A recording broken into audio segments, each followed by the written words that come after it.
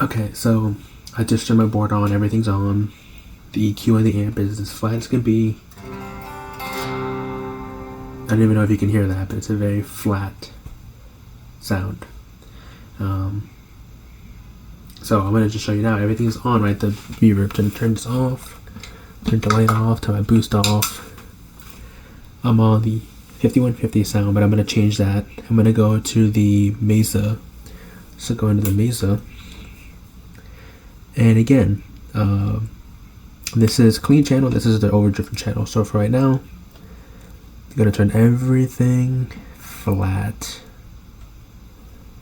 I still think it will. Hold up.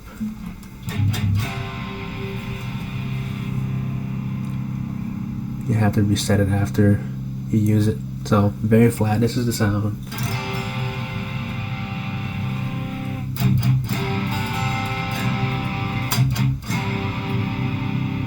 I don't know how well you can hear it, but I'm gonna try and boost it afterwards, so you can actually hear it. So as you can hear, very low gain, very chill. If you dig in, there's a bit of gain in there, but it's not much. So everything's flat. It's a Mesa dual rectifier. So obviously what I'm gonna want more is I want more gain. Let's get that to about there.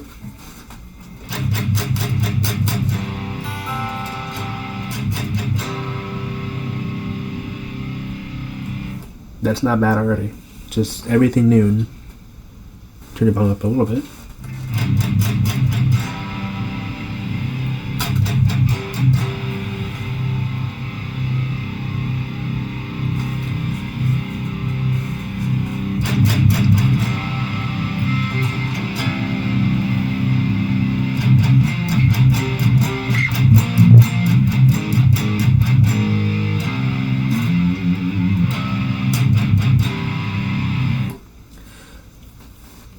So I think it's solid already, but I kind of want it to be thickened up a little bit. I want it to be a bit more fuller, a bit more richer. So I'm gonna add a bit of mid-range in there, see how that works out. Again, this is all off the cuff. I don't know any good settings off the top of my head for the Mesa. I mean, right now it sounds great, you know?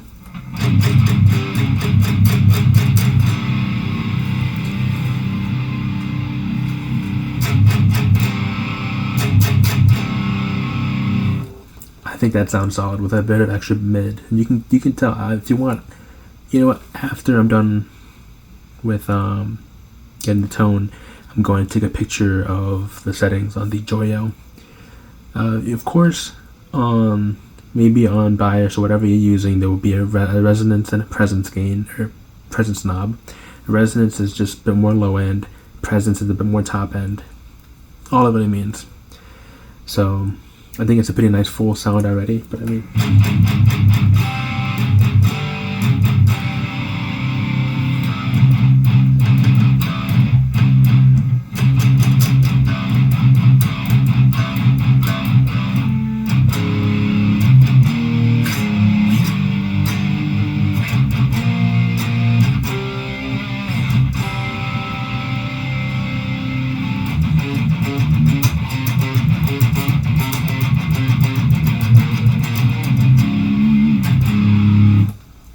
it's not a bad sound, but I think I would want it.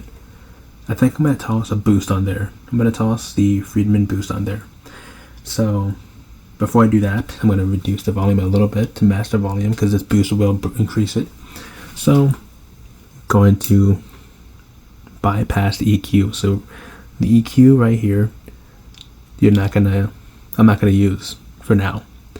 So I'm gonna just put the boost there. So let's see. Okay, see that does cut the volume down a little bit.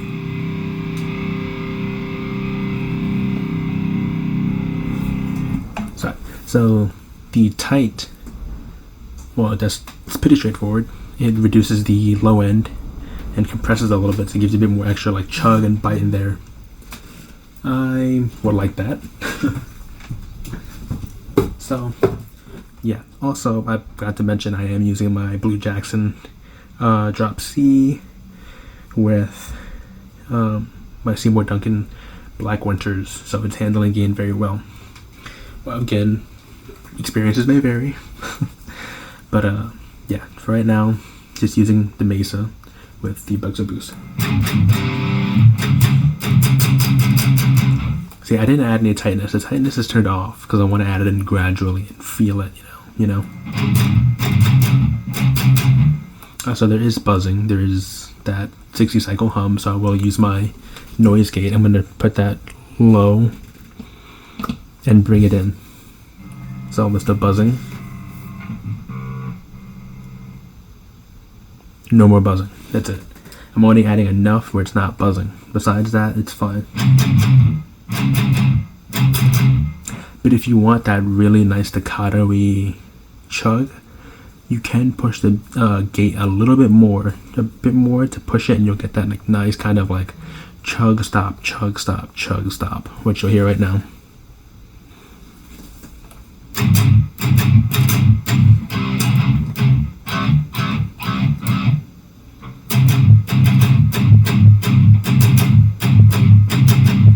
So you can kind of get that chuggy sound in there with a bit of the gate turned up a little bit more. Again, I will show you my gate settings. But yeah, I'm just doing that kind of staccato deal just so you can kind of hear what's going on. But again, I will increase the tightness to get a more compressed, more like tighter sound, for lack of a better word. Go there.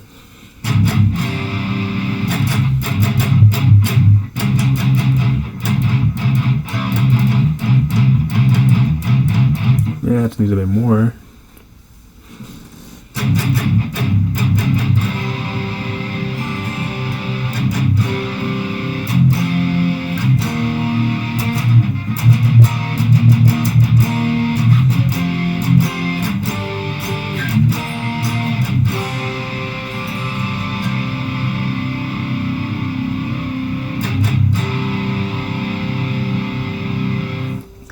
I think that's a great sound as is. I think that's good. I think that's golden to me. That's just a Mesa with a boost in front of it. As you can even tell, the gain isn't even that cranked. The gain is just mid. The gain's at like, if it's a 10, I'm only at 5. That's it. And I'm keeping everything, as you see right there on the EQ on the pedal, like everything's flat. Everything is as flat as I can take it, Of course, if you want to add a reverb and delay, that's on your own thing for like solos and leads and whatnot. But sometimes you want to add a little bit of delay or a reverb in there, which I'll add right now. Let me put. I personally like doing Hall, but again, I'll keep everything there at.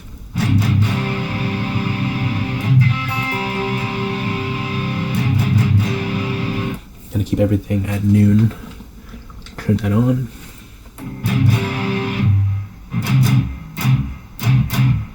I feel like that has a bit too much springy to it, so I'm gonna put the time down, tone down, and go from there.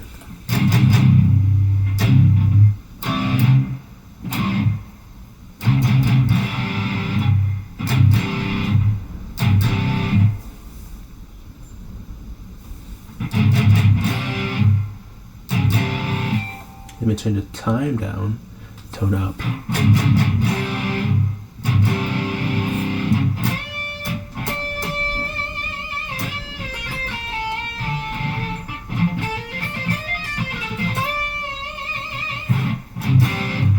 I think that's a decent amount of reverb. Let me put the effect up just a little bit, a smidge more. Let's see.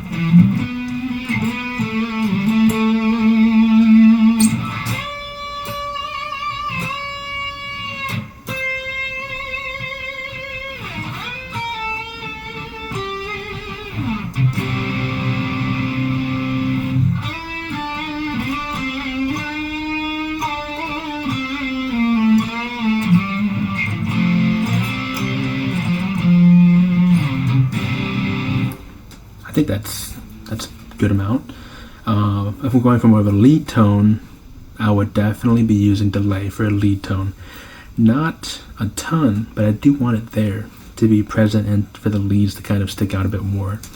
So again, I usually run 2600 milliseconds because I don't like my delay being very immediate, and it feels very immediate for me. Anything under that. So I'll just turn it on. Let's see.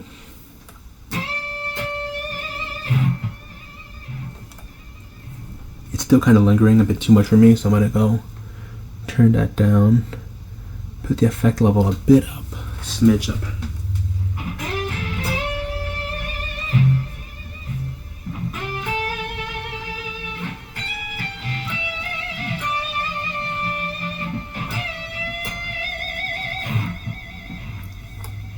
I feel like it's still a bit too much for me. Let me put that feedback down. Delay. Turn the master a little down.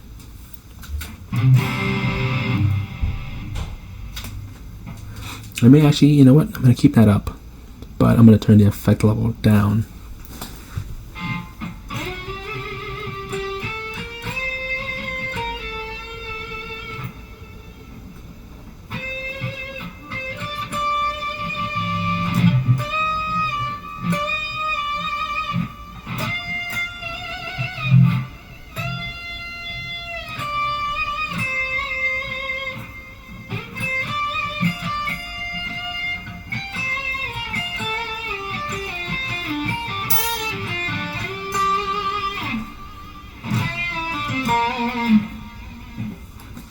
I think that's it. I think that's a pretty good Mesa dual rectifier boosted lead tone.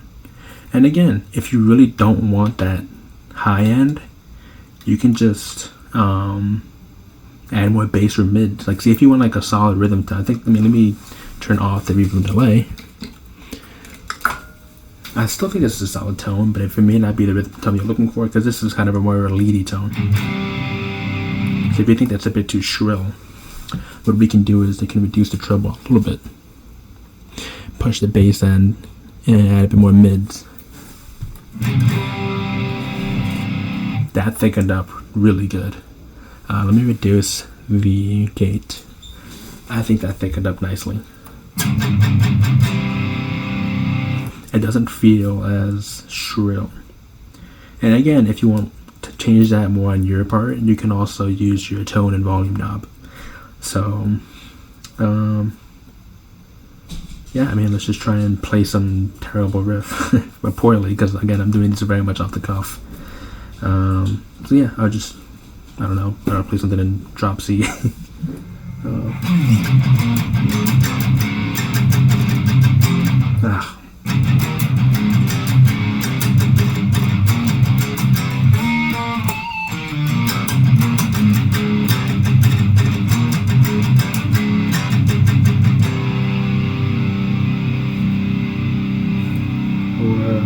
Let's see what we can do.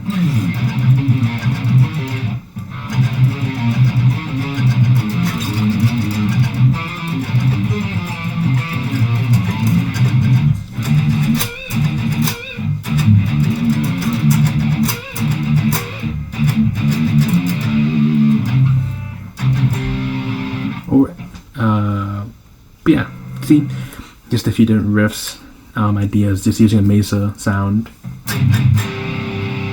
I think the rhythm tone is pretty solid. I like that a lot, honestly. And actually, if you want it less tighter because you want more of a flubbier, looser kind of wild sound, you could reduce the tightness.